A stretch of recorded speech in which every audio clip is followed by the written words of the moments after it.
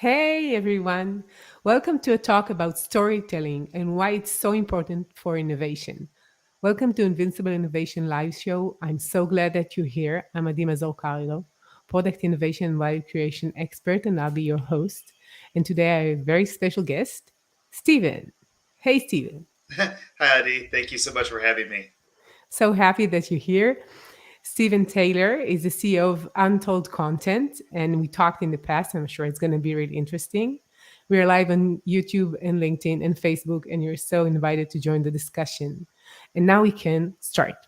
So we're talking about storytelling, and I feel like that's a really big buzzword out there. It's like in marketing and branding and pitching and public speaking, content. So how would you define like storytelling? So I really glad that you asked that question because this is a current piece that I'm actually working on right now. Is what is storytelling and what are stories and what's the differentiation between that and narratives?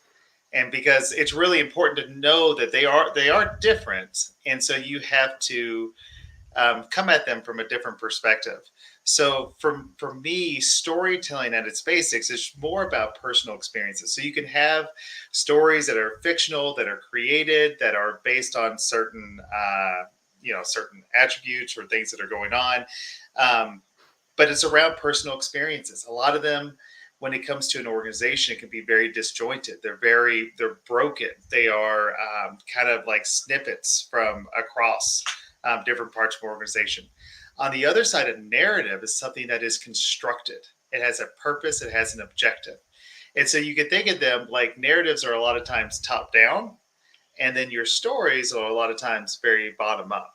And so when they meet together, they're really powerful. When the narratives come down and meet adjoining stories, so they can pull out stories from the organization.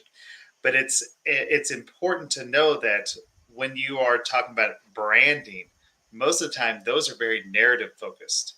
But when you talk about organizational behavior and culture, a lot of times that's very story focused coming in from the bottom.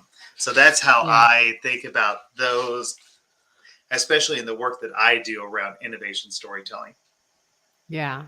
So it's good to see like because like a few like months back I talked to Abigail and she's teaching people to pitch and Mm-hmm. we talked about something very similar but she sees it in the content of creating a story and transferring the story and it's more like theater to her. That's how she sees that. So Yes. it's different. But in those pitches usually have a very specific framework. They follow a very specific pattern and they have a very objective, like a very focused objective. I need to get money, I need to get buy in. And so it's not necessarily very story like in its makeup, but when you actually have someone sharing an experience, then you get a lot of that. There's a lot of more of those story attributes getting pulled into that narrative. So, what we talk about at Untold is actually how you take narratives and infuse stories into those. And so that brings those, you have something that's very strategic and objective focused, and actually pull in something that has that personal experience that makes people really get excited about what you're doing. I feel that when you're telling your own story, it's much more emotional than just saying like promotional marketing stuff. Absolutely. And Yeah, absolutely. There's a great example that we use. So we have a training called innovation storytelling, and it's more of a workshop. You come in, you get to go and try a bunch of different storytelling techniques. Because we've had a podcast for the last 2 years called Untold Stories of Innovation, and in that podcast, what we've really found is that there is no one way to tell a great story. That stories are very contextual. So you can't just go in and say, "Here, I'm going to use the same framework. I'm going to use the hero's journey, and that's what the story framework I'm going to use every single time." Real life doesn't work that way. And so when people are sharing their experiences, they usually don't fall back into those very traditional frameworks. They use more fragmented story patterns. So when we go through our training experience, we actually bring both the frameworks and the story patterns together. Sorry, I talked a lot with my hands, so I'm like showing. It's I'm fine. looking at my desk, but we bring these frameworks and these patterns together, and we show how they can interplay.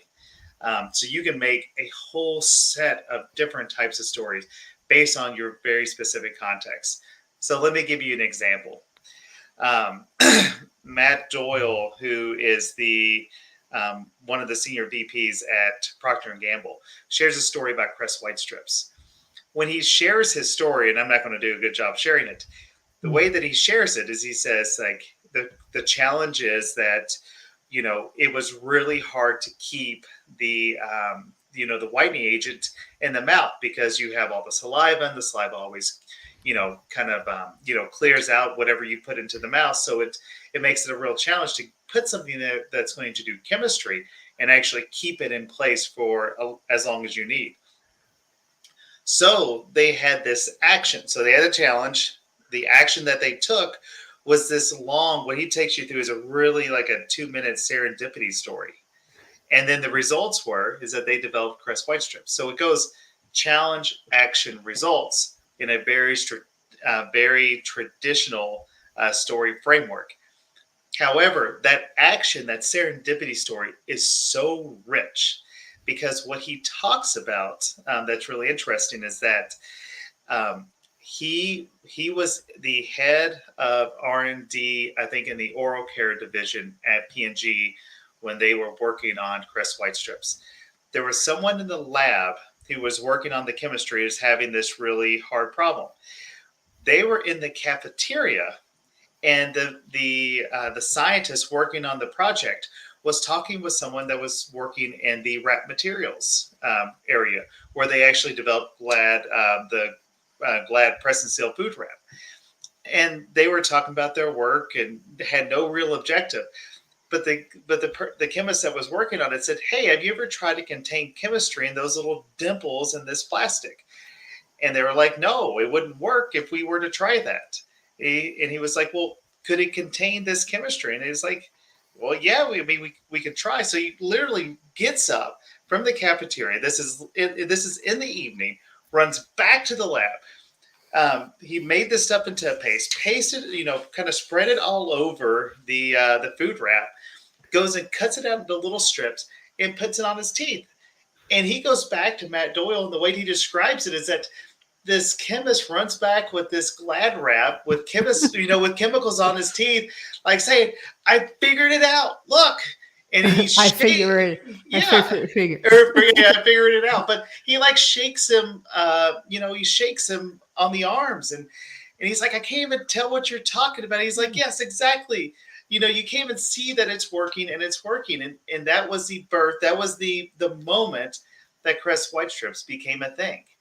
But the thing that really inspires me with that story and why I always start out with it is because there's so much personal story in that one experience. And if you're thinking about how you would like to use stories and what that type of story does is that it invites an organization, people within an organization to say, "Hey, this is the type of behavior that we would love to see more of. We want to see more of these serendipitous discoveries occur. We would like to see people putting their work together in different ways. You know, let's have more incidences like this." And then Yeah, people hear that and they basically get invited into that experience. And yeah, so that to me that's a story. Like to me, yeah, that personal experience is a story, and he puts it within this framework of challenge, action, results. yeah. It's a great story. It reminds me of the story of the post-its. I guess that you know it. Yeah. The Okay. post-it story. It's very similar. You know that story? I've heard a couple versions of it, so let's hear what you have. Go That's ahead. what I know. That there was a guy who they invented glue in 3M, Yep. and it didn't work. So the Yep. glue was not good. So it was not good enough. Yep. And when you stick it, the paper would fall. So it was not strong enough. Yep. And one guy would use it in his choir when he sang in church, and he Yes. wanted to place the papers like as bookmarks. And Uh he huh. placed these papers, and it was good for that because it was not sticky too sticky from paper to paper. and used it, and then they found out that it's a good idea to use it this way, just to make it not sticky, that you could take it off and place it again, and it will not like ruin the surface of the paper. So that's what Uh, I heard. yes, I've heard that same story, and that's absolutely what's interesting about that story is that it's also a story of strategic latency. And when we think about innovation, we had a great conversation with Zach Davis from Lawrence Livermore National Lab. He works more in national security, but he's written a couple of books now on strategic latency, which is that, try to get this right, that the impacts of an innovation are not felt truly until years down the road. You know, until something has an opportunity to find what is going to be its real story. And there's lots of examples like that you can get with plastics. Plastics were the next big thing, and now the narrative of plastics is that it's killing everything on Earth. Yeah. Um, but that's a great strategic latency story. Is like it was a failure until it became this huge success, and it wasn't until you Right. found the right application to really bring that material to fruition, bring it out into the world. That's such a great story. Yeah. So we have a question from a user on LinkedIn. Okay. There is a saying, those who tell the stories rule the world. What's your opinion on that? That's such a good one. I mean, what I will say is that we are all storytellers at heart. So we all, we are all telling of stories. What I will say is that the winners tell the stories that rule the world. Unfortunately, is that there is, you know, we, whoever is able to, you know, if we think of like history, history is a narrative that's written by the winners, and it's not, in many instances, it is not true, or it's only half truths. So yes, those who tell the stories that endure are the ones that rule the world. It's really funny to think about the hero's journey. And I've been doing a lot of digging into the hero's journey because the hero's journey is based a lot in history. There's a lot of examples from, you know, years in your past where the story that prevails, the ones that you hear are the ones of the heroes, and those are the ones that are the success stories. And the stories that don't actually make it all the way through are the failure narratives. But what's most important is that the heroes' stories, the ones that are of success, are really important for kind of being this symbol of like what a culture is. Because a lot of times when you go to the hero's journey, it's about tribes and cultures and groups from a long time ago. The But what actually makes cultures, like, unifies them, is actually out of those failure narratives. And so what Joseph Campbell talks about is that you have these stories that exist that are your hero's journey stories, but the things that actually bind those community together are the rituals that are in place that actually allow for failure narratives to be shared. And what we Yeah. see more and more in organizations, DuPont's a good example, um, MITRE's a good example, is that they have started to institute um, these these rituals where people get together and actually share those failure narratives. And so Yeah. now you get a lot more community building with storytelling within organizations. So I agree with you. Those who tell the stories rule the world. Those who tell stories of success, those are really good for their purposes. But those stories of failure actually build communities and actually bring people together, in my It view. seems like when we're talking about failures, usually people are really welcoming stories about failures, and then in the end, you succeed. That's the journey, actually, right? You're doing something, it's really hard, and you overcome it. The stories which are only failures, when you are staying on the ground, are less popular, right? And there are more of them, I guess, The, especially in innovation and in startups, and right? well, and this is absolutely true. So what I think about with that with that point is that when we share stories around innovations innovation stories do not exist in this paradigm of a you have a beginning, you have this, this climax, and then you have an end. It is something that actually an innovation story is fragmented, and so you see it being fragmented over time. And so the innovation is going to, you're figuring out what is the next step, what's the next pivot. And so when you're sharing your story, in most cases, it's some fragment of this greater narrative, or this greater epic. We call it the innovation epic, but it's this, this larger continuum. And so the point is that, can we get to a point that we can push this thing all the way through? Yeah, we don't want our projects to fail Right. at all, but but we know that there's going to be a lot of failure along the way. Right. And so, it's always important to think about the innovation stories being very small fragments of an overall innovation epic that Yeah. hopefully at the end is going to lead to success. Yeah. So thank you for the user is asking. It reminds me of what's the definition of success, Churchill's definition, you know? Yeah, Go ahead.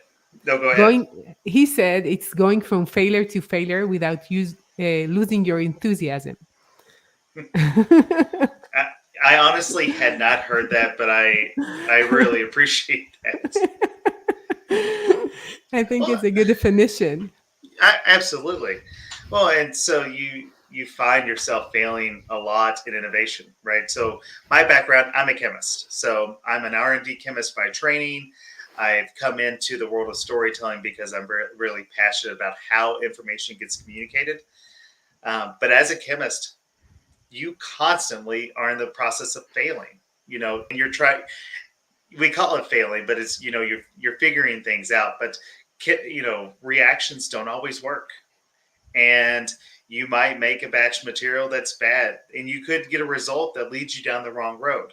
So you're constantly testing, retesting, figuring things out. So you're constantly trying to navigate um, this whole identity of being a failure within your science, and it can be a challenge at times trying to work through that whole process.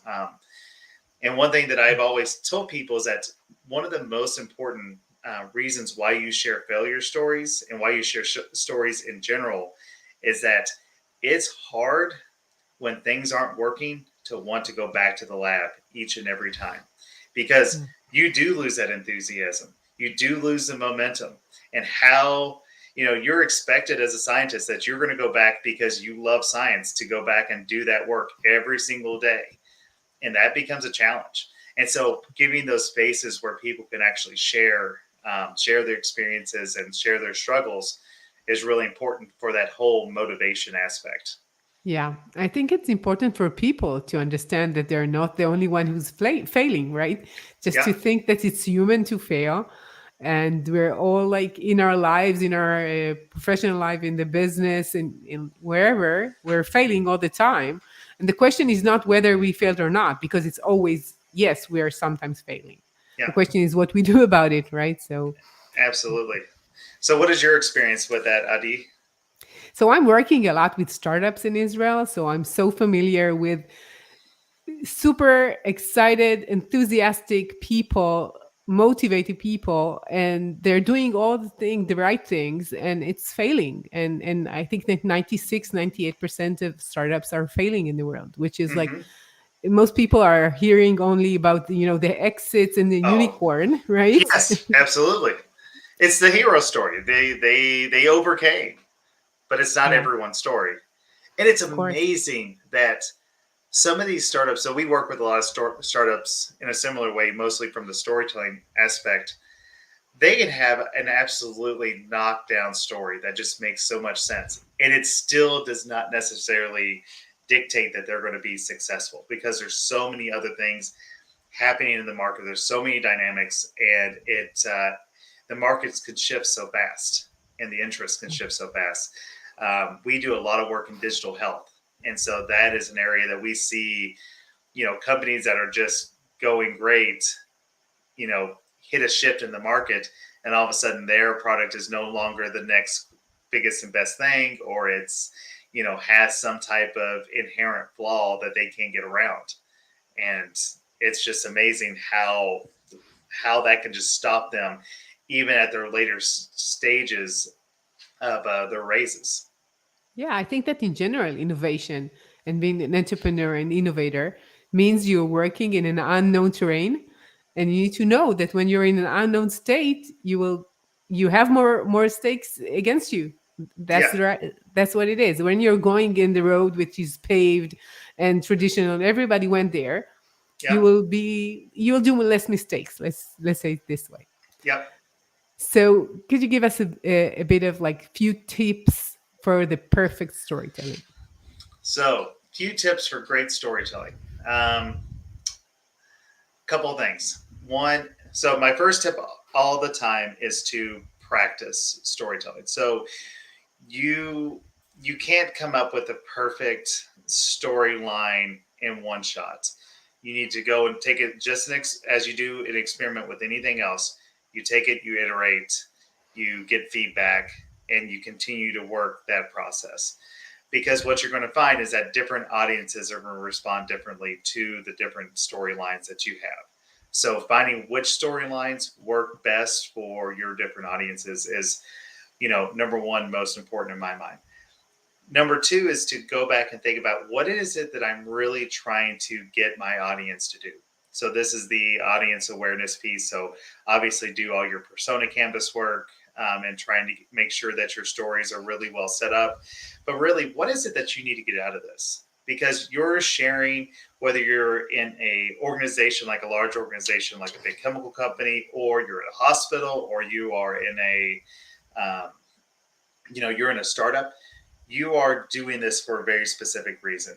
A lot of times when you're in startups, it's about your organization success. We've done some research on the motivation for storytelling based on organization size. So small companies is about the organization success. Large companies, it's more about your own personal or your team success. So know what it is that you need out of the story in order to make sure that you have your story set up right. The other thing is that look back at your personal experiences. What things have you experienced yourself that you can get people to help relate to? Those Taking those personal experiences and using those within your story frameworks can really add a lot of flavor and get people to resonate with the experiences that you have. Malcolm Gladwell has a great podcast called Revisionist History, and one of the episodes is called "The King of Tears." And the King of Tears is about why does country music make people cry? Um, Why? yeah, why? And one of the reasons why, or his big crescendo at the end is that country music makes people cry because the specificity that's used in the music resonates specifically with their target audience. And it's the same reason, like with like hip hop music, same thing. It really resonates with that community that loves that music, as opposed to something like rock and roll, which is just very generic and no one ever really gets moved to true emotion based on rock and roll music. So the specificities that you add to those stories and having that aligned with your audience can really help drive them to action. The last piece of advice that I will always tell people is that sharing a story, being strategic about your communication, is not about getting a yes. It's about getting to the right next step, and that right next step may be no. And that's perfectly good because your time is highly valuable. And if what you're working on you know, is not the right thing at this point in time, or you need to make some type of pivot, you have to be able to accept no. And I know that there's lots of stories out there, people that didn't take no, and they kept pushing. Once again, hero stories. That Yeah. isn't necessarily going to be each and every person's story. So they have to be willing to take that feedback. So don't look at storytelling as this thing that you're trying to manipulate or you're trying to get to just getting a yes. It's about getting to the right answer so that you're being the most productive with your time and your efforts as you can and your resources. Yeah. And I see it like when you're talking in general, I do lots of public speaking and I talk to people. And for me, the most important part is if they engage, if they are feeling some of my feelings and they are engaging with me. And maybe this time they will not get all the insights but they will get only one small fracture of what I'm saying, which is Yep, much more than just, just knowing all the details of what I'm saying. It's like, do you know the podcast, The Moth? Do you I hear do. it? I do not, but go ahead. It's stories being told by it's biographical stories people tell about their own experiences. Okay. And when you hear it, and sometimes the stories are really, hard to hear, and sometimes they're not that interesting, but you cannot fake this feeling of me saying something about my own experience. And Mm, sometimes it's funny stories. They're not like making always like making you cry, but there is something so authentic in people telling their own stories that you see it cannot be like actors. And that's it's one right. of my favorite podcasts. Like it's really, really good. So So what it's is a that called again? recommendation. Yeah, what is that? What The is that? Moth.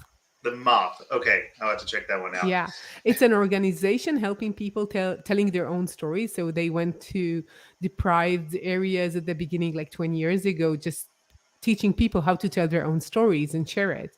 And now they have this big like events, people coming to stage and they are teaching them how to tell their own stories. And it's like like everybody's coming and listening. And they have a Yes. podcast right now, which is really good. When I have like time, I always listen to podcasts when I'm driving. Yeah. And now I really miss driving because everything is online, so I'm not going to drive that much as in the past. But it's a great thing, like when you're driving, just to hear someone and it touches you. So Yeah, no, yeah. I resonate also with the pain. So when we hit the pandemic and I had actually left the chemical field and moved over and started working at Untold, I all of a sudden lost my commute. So I used to do the audiobooks and podcasts while I was driving, and basically it's been about 2 years of mostly coming downstairs to work and then going upstairs to 4 kids. Yeah, I have 4 kids too, so it's like we're both like 4 kids. I could totally understand that. Yeah, it's your constant juggling. But no, Yeah.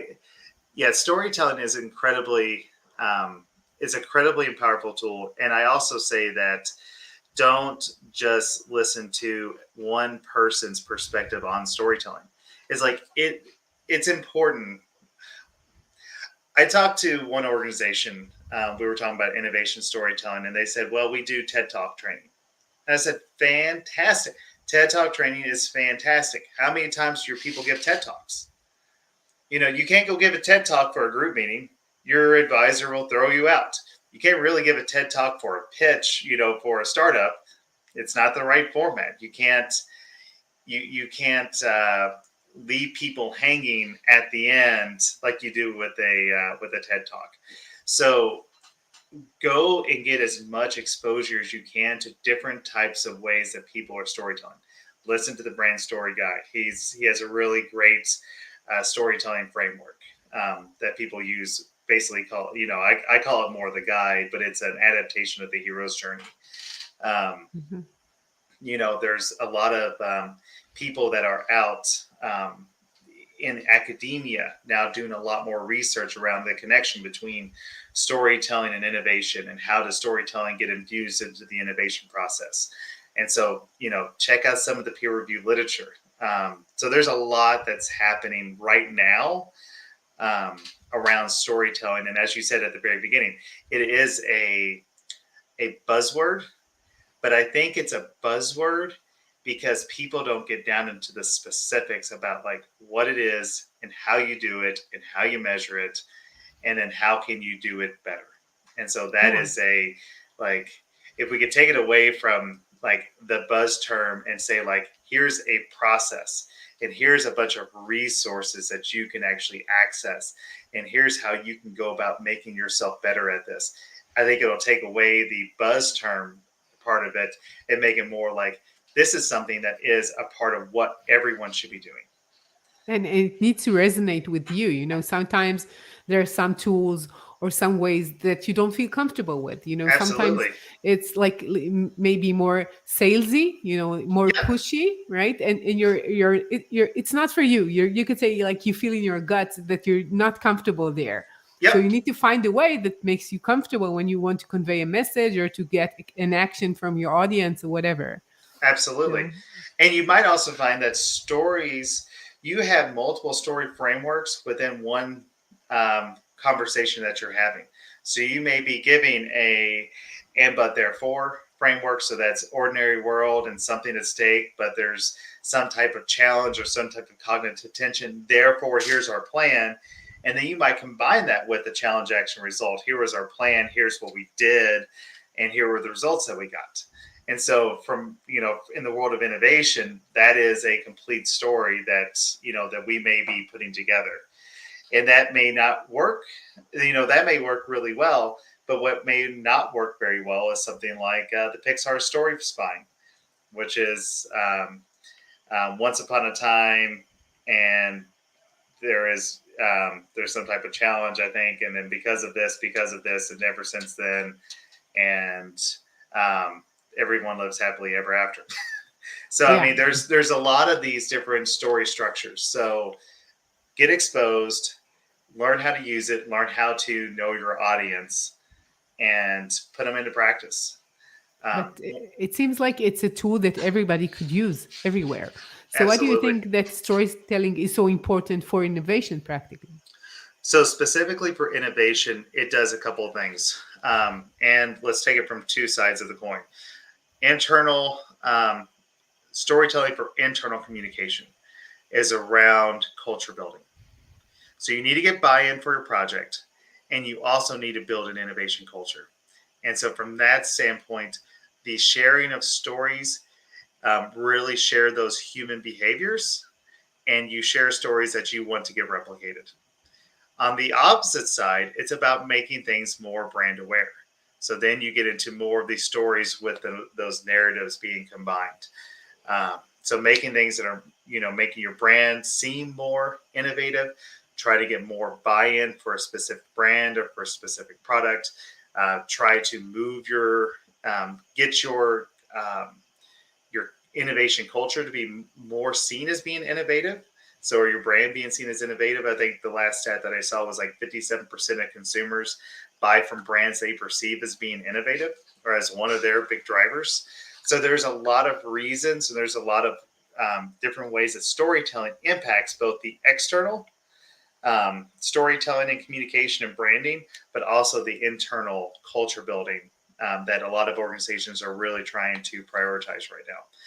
So failure story on our part. So this is one thing that I like to share people is that our work around innovation storytelling, we've been doing this for about the past 3 to 4 years, really focus on this concept of where does storytelling play in innovation.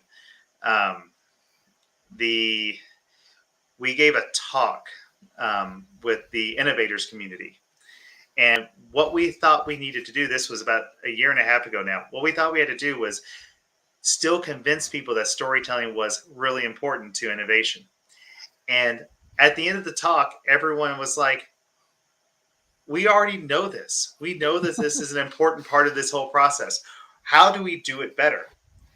And we hadn't actually built out this, what we now call the Innovation Storytelling Toolkit. We hadn't actually built that out. And so now we've built out this full toolkit that we're constantly adding to, that basically has these frameworks, these patterns, and then all these different techniques that really gives you a resource to go to that you can actually sit there and click on them and like get a full tutorial on something like the hero's journey or something like how to build a persona canvas and get templates that you can use so that you don't have to go and spend a lot of time trying to find that right resource. You actually have one place that you can go to. Funny fact, innovators spend 12 hours per week storytelling. That's either listening to stories, sharing stories, crafting stories. 30% of their work week is spent in some form of strategic communication or storytelling. So that's the big thing that we're trying to That's a address. lot of time. That's a lot of time. How do we make it more effective? How do we make it more efficient? How do we make it more aligned with an organization? How do we make startups able to communicate and find their storyline faster? And having a toolkit is something that we find to be really helpful because it takes practice. And you may find the one twist in the angle that goes from a startup having no funding to all of a sudden they're hitting their first $1 million series seed. Yeah, it sounds really interesting when you're saying it's like what you're talking about is building a skill or an expertise. But I wonder, do you think it's talent too? That there's some people who are much better at storytellers, and there are some that it's really hard for them. There's always going to be it's like basketball. You're going to have some professional basketball players. You're going to have some amateur basketball players. You're going to have some people that are just terrible at it. But the important thing is that if it's something that's important for your career or important for your objective, you need to go and practice it. You need to go listen to examples, hear things that inspire you, see what other people get inspired by. So yes, it is a skill, but I would say it's a lot more of a skill than a talent. I think Oh, that you you can think it's actually, much more a skill? I think it can be Really? much more of a skill than it is a talent because you find the right experience that you had. Matt Doyle's example is great, which I think Matt's a great storyteller anyway. But he can go share that story about Crest White Strips, and any person is going to resonate with it because it was the right story around that. And he doesn't go and talk about the fact that um, they had to go and get buy-in from the dental association in order to actually, um, get them to support Crest White Strips. And they didn't talk about the process of doing that and how hard that was. It was really to when he shared his story about Crest White Strip, it was that moment in the cafeteria. And if people can find that moment in the cafeteria that they can share internally, they can get people to really get motivated. Getting Yeah. external, finding that right narrative, they may not have that skill, but internally, they can definitely find that story in the cafeteria. Yeah. So, where do you use your storytelling skills in your professional life, in your daily life, in your Yeah. family? Well, I would say that, where we've come to at this point is really, I mean, obviously, I do it with my kids all the time, right? I love doing storytelling with my kids, and they probably do way more storytelling than I do because they're quite creative. But for me, it's around helping organizations find what is that. For me, it's really around internal communication because I faced this challenge when I was working in the chemical industry.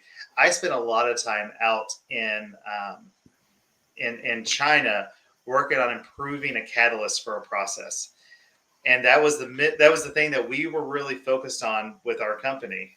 And the more time that I spent out there, the more that I realized, or at least I thought that I realized, that um, we were solving the wrong problem because this group did not need a better catalyst. What they needed is a way to actually deal with their spent catalyst and actually be able to um, reprocess their materials because the materials that they were producing were incredibly hazardous, or the byproduct was incredibly hazardous. And I couldn't get internal buy-in that this is something that is a big issue and this is something that we can go address. And I couldn't get that buy-in to go really pursue this project, and that really stung me hard, and it made me really passionate because there's what's right from a business case, and that's always going to drive, but how can we make something that is just right in general that's going to benefit a lot of people, and make it align with that business case. And before I Yeah. really spent a lot of time with it, I didn't necessarily have that skill set. And so that's a lot of times why I say it's more of a skill than a talent, because you got to think about what it is that you're needing, that you're hoping to get someone to do. Who is that audience? What are their pain points? How do we get it communicated in a way that it resonates with them? Yeah. So this is your journey. This is your hero story. when you started with this problem, and now you're doing it. Yeah, this is a passion project of mine for the past couple of years and of our team. Yeah. So now we're starting to see um, organizations start to implement this a little bit more and start to see some benefits of a experimental approach to storytelling and equipping to stop seeing the branding and marketing people as the only people that can be storytellers and start seeing that their entire everyone in their organization should be sharing stories around their experiences because when those stories get shared, they help create a organizational identity internally, and those organizational identities can when they start to surface, it's easier to address any issues that you might see, but it's also easier to create an organizational narrative that can then be pushed outward. Yeah, and I And think it's mostly important in technological or engineering. So there are like great professionals who are speaking to you in their own language, and you don't understand it as well yes, as if they would tell you a story, and then you say, "Ah, now I understand it." It's like I don't understand your professional jargon, but I can relate to what you're saying. that's right. Absolutely. Can I find, and that one's the metaphor, can you find, so like I said, we spent a lot of time in the peer review research looking at this. Metaphors for storytelling is really interesting because everyone says, what's the right metaphor? Metaphors are great, shown to be great based on science for incremental innovations because it is the next logical step. And it's like, oh, it's the Uber for this. So you can make that type of next step jump. If it's something that's radical, that's completely out there, then actually metaphors can be detrimental because it creates more questions and it creates more doubt in stakeholders that are very knowledgeable.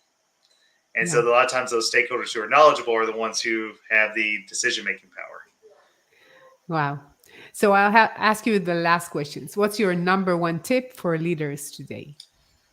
Oh, my number one tip for leaders is to listen.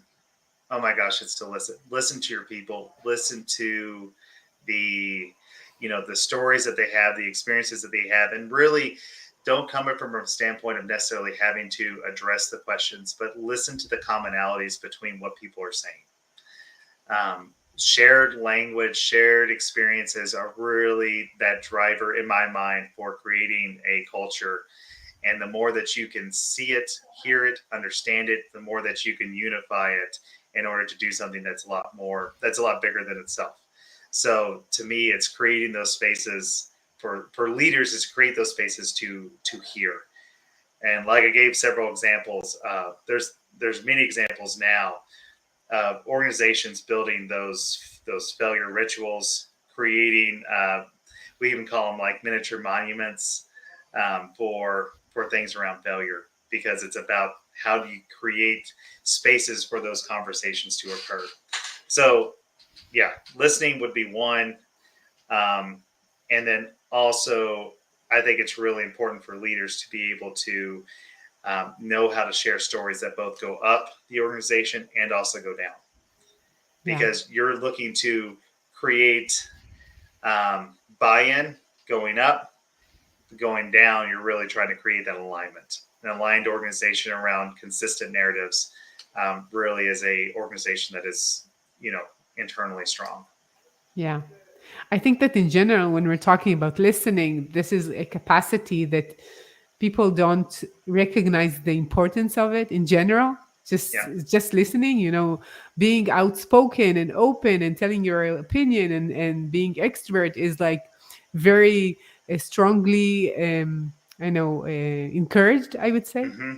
And listening is so important, especially like in so many domains in our lives we're not listening enough. So I would take this advice. Yeah. And when you think about listening, it's realizing that you have a bias. To effectively listen. So I can listen to someone and I can already be formulating here's my opinion based on what you're saying. But most likely your opinion it has a bias attached to it. So are you really listening or are you really just You know, Waiting so for your time, your turn. that's right. Yes. Are you waiting for your turn? So where could people hear about what you're doing and more about what you're doing and contact you? Okay, so you can contact us at Untold Content. So you can look up untoldcontent.com. We also have a podcast called Untold Stories of Innovation. We're getting ready to get that back up and going. So please reach out. My email is steven@untoldcontent.com. You can also find me at LinkedIn. I'm pretty active there. The other thing that I will mention that we are starting to get into is that we are also starting to get into a new startup ourselves. So we're getting ready to launch a SaaS that's actually going to enable everyone to be able to put these tools and templates into place in a AI in a AI and best practices supported environment. And Hmm. so we're going to try and help innovators and anyone be better storytellers by providing those tools in a more usable way. Wow. Good luck with that, Stephen. I appreciate it. Thank you so much. Thank you for being with me. And I really loved listening to you. And it was so funny when you said, like, yeah, we told like people need to listen, and then I caught you in the middle and and told you like they're waiting for their own time to talk. Like this is what I've done. I think that this was you did exactly the words that you had were exactly the words that were needed. So I appreciate Oh, that. nice of you, and thank you again, Stephen. Awesome. And to Thank all, you, Adi. sure, and to all of you change makers out there, thank you for joining us. And if you want to learn more about what I do, go to invincibleinnovation.com, and I'll see you next week with another innovative, insightful talk. See ya.